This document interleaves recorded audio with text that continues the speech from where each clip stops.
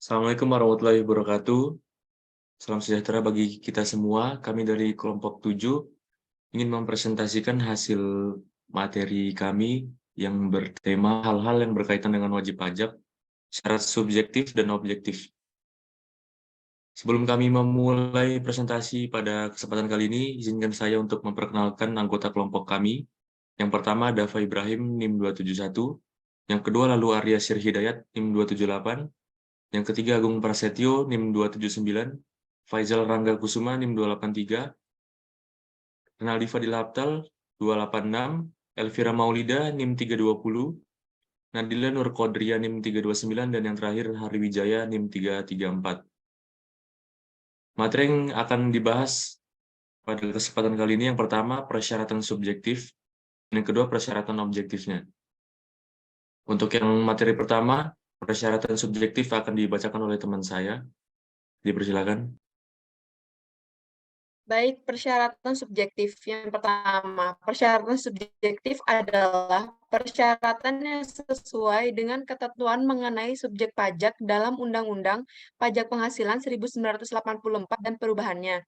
Ketentuan subjek pajak dalam Undang-Undang PPH adalah sebagai berikut, yaitu yang pertama yang menjadi subjek pajak, yang kedua subjek pajak terdiri dari subjek pajak dalam negeri dan subjek pajak luar negeri. Next.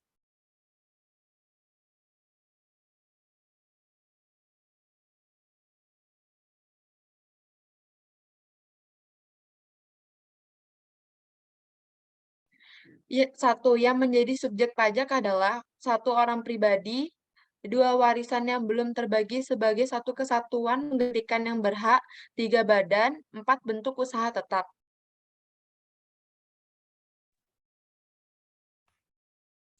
Dua, subjek pajak terdiri dari subjek pajak dalam negeri dan subjek pajak luar negeri. Yang dimaksud dengan subjek pajak dalam negeri adalah yang pertama, orang pribadi yang bertempat tinggal di Indonesia atau orang pribadi yang berada di Indonesia lebih dari 183 hari dalam jangka waktu 12 bulan, atau orang pribadi yang dalam suatu tahun pajak berada di Indonesia dan mempunyai niat untuk bertempat tinggal di Indonesia. Yang kedua, ada badan yang didirikan atau bertempat kedudukannya di Indonesia. Dan yang ketiga, warisan yang belum terbagi sebagai satu kesatuan menggantikan yang berhak. Next.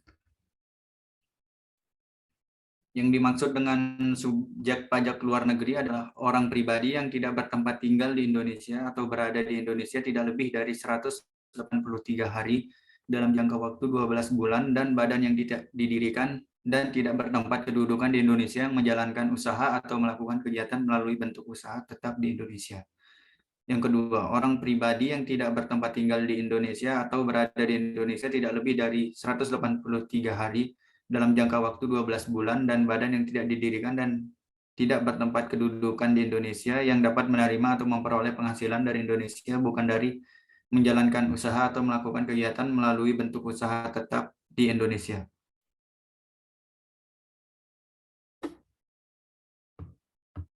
Kemudian, pada umumnya pajak dapat dikenakan pada setiap subjek pajak atas objek pajaknya masing-masing.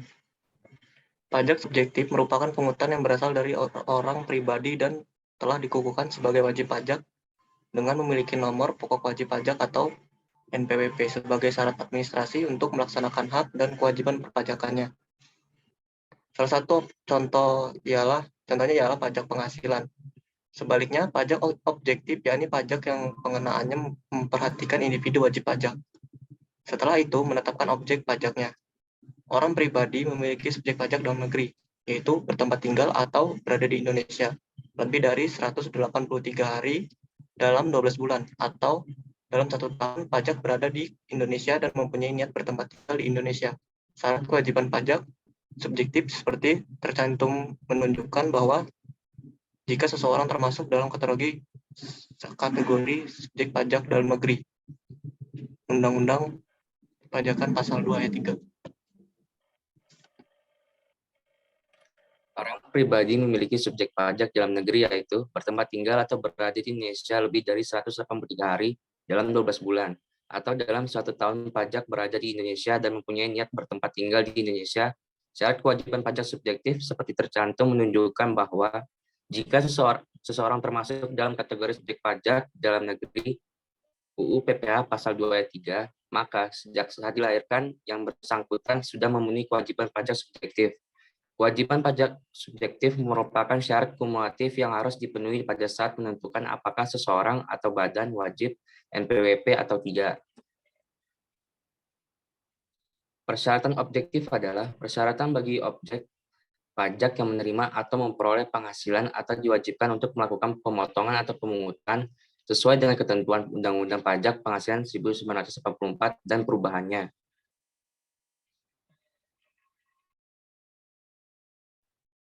Yang menjadi objek pajak adalah penghasilan, yaitu setiap tambahan kemampuan ekonomis yang diterima atau diperoleh wajib pajak, baik yang berasal dari Indonesia maupun dari luar Indonesia, yang dapat dipakai untuk konsumsi atau untuk menambah kekayaan wajib pajak yang bersangkutan dengan nama dan dalam bentuk apapun, termasuk yang pertama, penggantian atau imbalan berkenaan dengan pekerjaan atau jasa yang diterima atau diperoleh, termasuk gaji, upah, tunjangan, honorarium, komisi, bonus, gratifikasi, uang pensiun, atau imbalan dalam bentuk lainnya, kecuali ditentukan lain dalam undang-undang ini. Yang kedua, hadiah dari undian atau pekerjaan atau kegiatan dan penghargaan. Yang ketiga, laba usaha. Yang keempat, keuntungan karena penjualan atau karena pengalihan harta, termasuk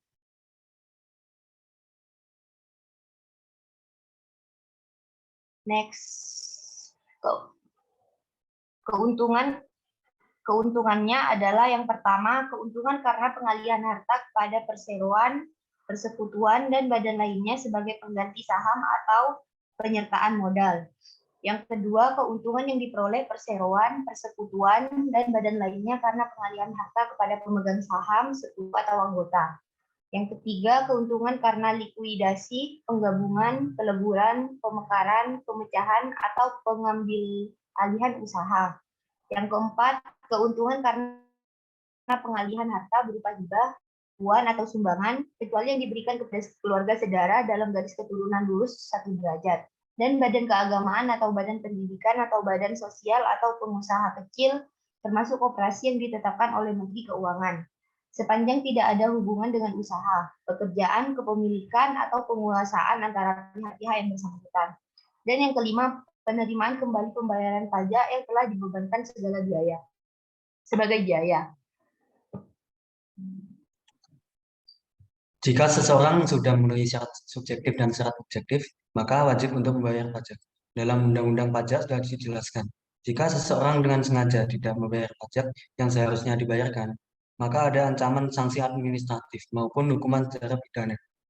Salah satu contoh pajak subjektif adalah pajak kekayaan dan pajak penghasilan.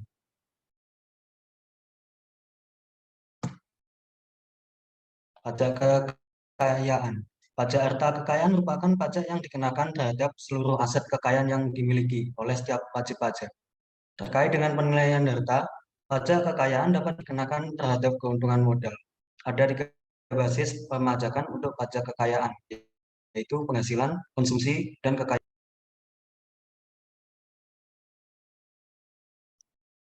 Pajak penghasilan. Pajak penghasilan adalah pajak yang dikenakan kepada orang pribadi atau badan atas penghasilan yang diterima atau diperoleh dalam suatu tahun pajak. Penghasilan yang dimaksud dapat berupa keuntungan usaha, gaji, honorarium, hadiah, dan yang lainnya. Pajak subjektif ini pada dasarnya fokus pada pengenaan pajak yang memperhatikan pribadi dari wajib pajak sesuai ketentuan undang-undang, kemudian menetapkan objek untuk pajaknya. Untuk pajak subjektif ini besarnya jumlah pajak yang terutang dipengaruhi oleh keadaan pribadi dari wajib pajak subjek yang bersangkutan.